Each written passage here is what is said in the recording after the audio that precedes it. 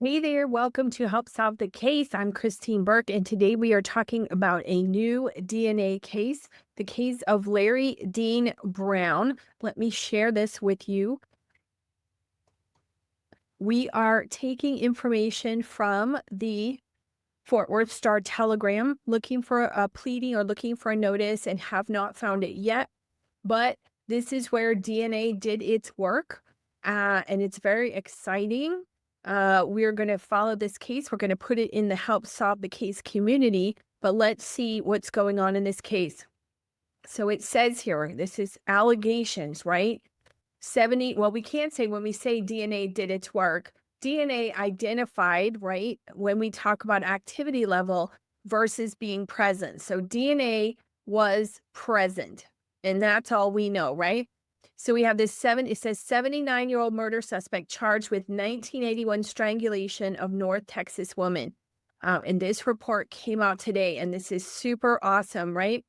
The power of DNA and, we think, genetic genealogy. Let's see. So this is Larry Dean Brown, who has been indicted on a murder charge in the 1981 cold case strangulation death of Beverly Bruneau in Grapevine, Texas. This is per the Tarrant County Jail. That's his booking photo. A Colorado man has been indicted on a murder charge in the 1981 cold case strangulation death of Beverly Bruneau in Grapevine. Larry Dean Brown was booked into the Tarrant County Jail on Tuesday after he was extradited from Colorado to North Texas, according to court records.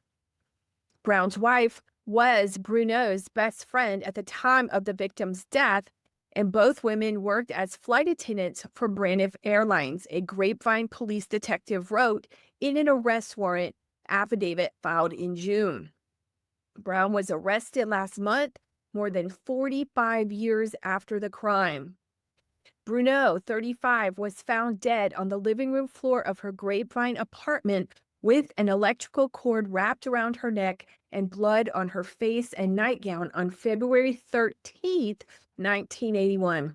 Bruneau's boyfriend told police that she was asleep in the bedroom when he left for work at the airline that morning, according to the affidavit. So we've got flight attendants and pilots or airline personnel. She didn't answer his phone calls that afternoon, and he found her dead when he returned home from work about 3 p.m., he told police. The front door was closed, but unlocked. A search of the apartment revealed evidence that Bruneau had tried to fight off her attacker, the detective wrote in the affidavit, and this looks like her. There you go. 2 months before she was strangled. She was a veteran flight attendant for Braniff. My mom was a flight attendant, not for Braniff. So thoughts are coming through my head. This was from her sister. After interviewing her boyfriend on the day of the killing, investigators learned that Bruneau's best friend also lived in Grapevine, and they went to her home to try to interview her.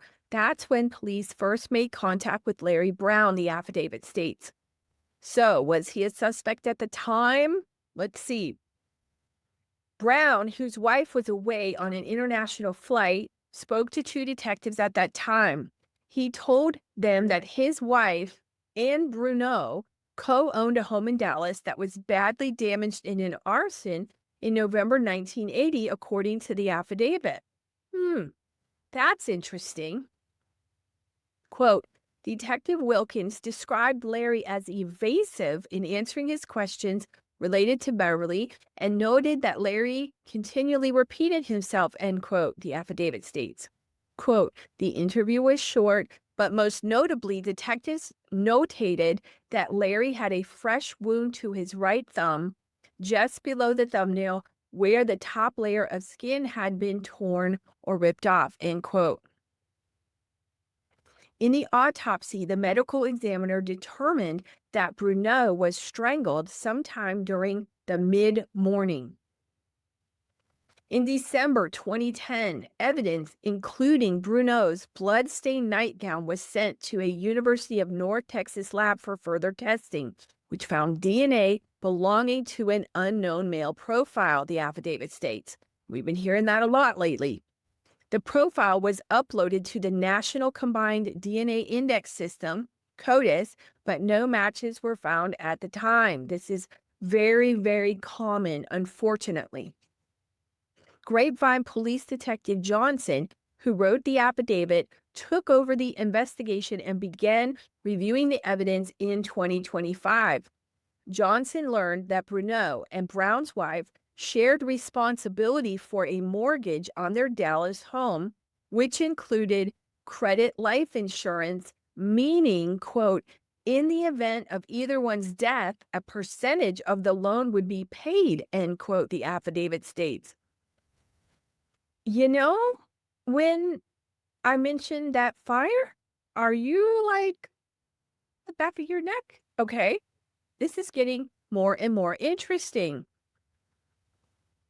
Larry Brown had been laid off from Braniff Airlines, where he had been a pilot and flight engineer, and he held partial ownership interest in a construction company. Rebuild a house? I don't know. Quote, early in the investigation, it was alleged that Larry lived beyond his financial means, end quote, Detective Johnson wrote. After their marriage, quote, the couple purchased a home in Grapevine, creating financial strain and prompting them to pressure Beverly to obtain a different roommate, sell the Dallas residence, or release Brown's wife from her payment obligations on the property, end quote. So they were based in Dallas. Brown's wife and Beverly, right? They used to live together. My mom had roommates and different things, and they would share expenses and stuff, especially since they're gone all the time. So, understandable. It says Bruneau refused those requests, which increased tensions. And then when she was out of town on a flight, the Dallas home caught fire. See? The detective wrote. Now isn't that interesting? After firefighters put out the first blaze, Larry Brown called about a second fire the same night. According to the affidavit, and investigators believed it was arson. Reignition? Reignition. After the fire, Brown began dealing with the insurance company on behalf of Bruneau and his wife, and he obtained repair estimates through a company of which he was part owner, exceeding the insurance company's appraisals, the affidavit states. Now, you see, Bruneau moved in with her boyfriend and told her family that Larry Brown was pressuring her to sign fraudulent insurance documents with inflated repair costs, according to the affidavit. Oh my goodness. Connecting dots. Again, alleged. But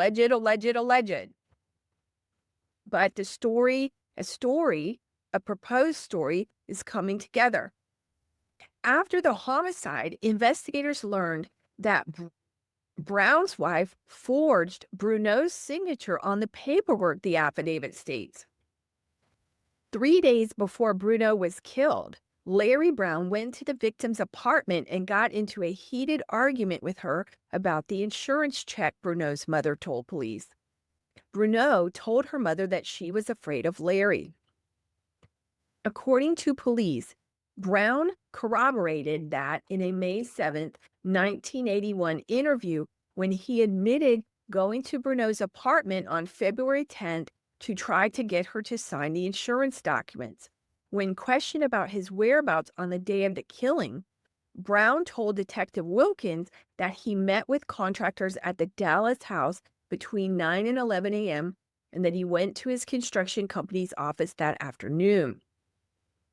When asked about the injury to his thumb, Brown initially, quote, seemed reluctant, end quote, to answer, but later told Detective Wilkins he had hurt his thumb on the job.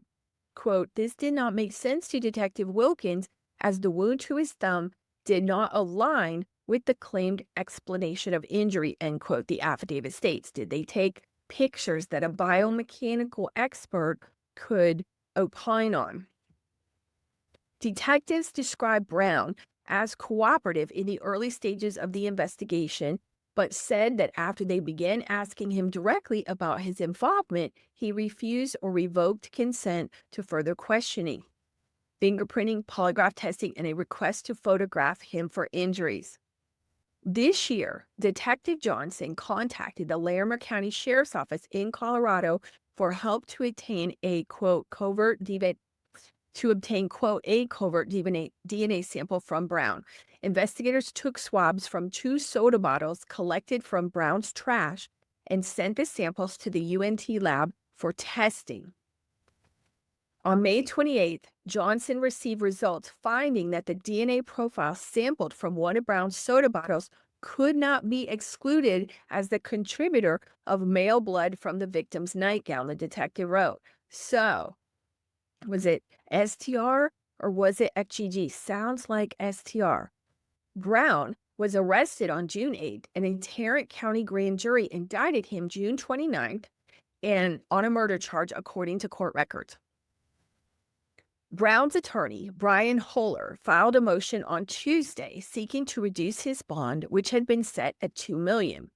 Brown, who will turn 80 next week, has been in custody for over a month since his arrest, the motion states. He waived any objections to extradition after he was indicted, but he was still held in a Colorado jail for 2 more weeks before being brought back to Texas, according to the motion. Brown served as a Navy pilot with more than 100 combat missions in Vietnam, and he was recently diagnosed with a debilitating disease for which the Department of Veteran Affairs have approved benefits, his defense attorney wrote. Brown has no criminal record, and he practiced as an attorney in Colorado from 1988 until his retirement at the age of 73, the motion states. Holler argues in the motion that most of the evidence in the arrest warrant is circumstantial and relies on unknown sources or statements from witnesses who are now deceased and, quote, one stain which allegedly, end quote, which allegedly matches, end quote, his DNA. The defense attorney questioned why an attempt was not made earlier to match the DNA to his client and argued that even if it does match, it could be explained by the defendant and victim spending time together. According to an order filed on Wednesday, bail has been denied at this time.